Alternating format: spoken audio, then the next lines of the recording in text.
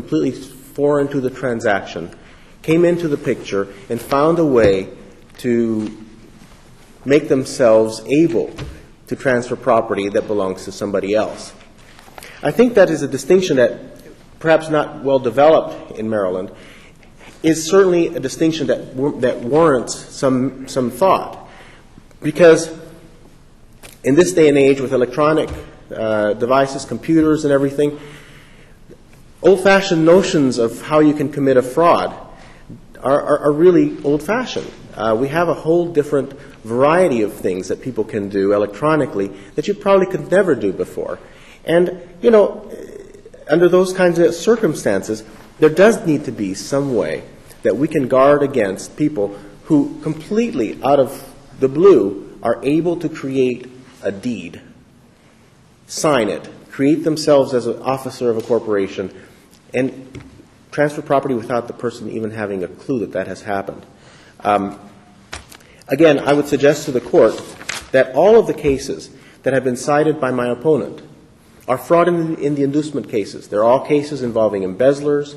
They're all cases involving people who were in some way, shape, or form put in that position because the deed or the instrument or the transaction was a transaction that they were involved in, they were a party to. And certainly, if you're a party to a transaction, that is where you protect yourself, because who else is better able to protect themselves than the person who is in the transaction themselves?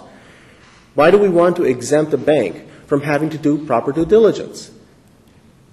Big case, small case, whatever it is. Why shouldn't they do due diligence? It seems to me like that is a reasonable thing to expect. And I would suggest that there is case law, perhaps not in this jurisdiction, but in other jurisdictions, which support that.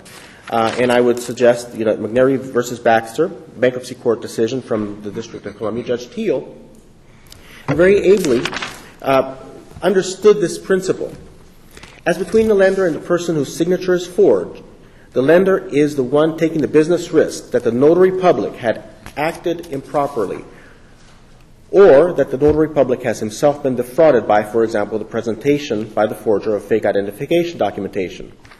The person whose signature is forged is an innocent party and ought not to have the deed of trust given effect. In that case, in McNary versus Baxter, the court took a very common sense approach. And it is an approach that's common sense, Your Honor, because really what we're arguing about is, will the title insurer have to pay this claim? That's actually what we're talking about here. And the problem is the title insurer does not want to pay this claim. What the title insurance company wants to do is they want to put the risk of loss on a property owner who has absolutely no way of getting title insurance. That makes no sense. That makes no sense. And we as lawyers, we have a tendency sometimes to make things very complicated.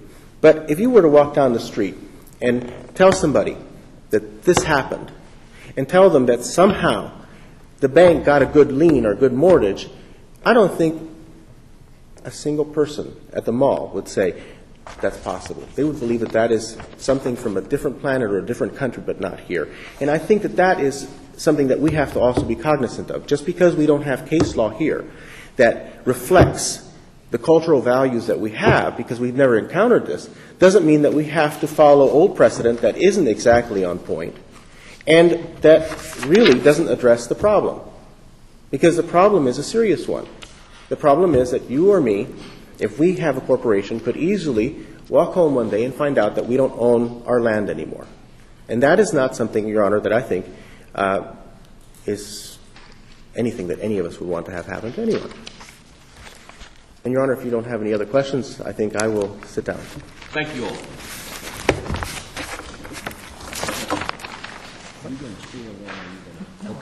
Okay.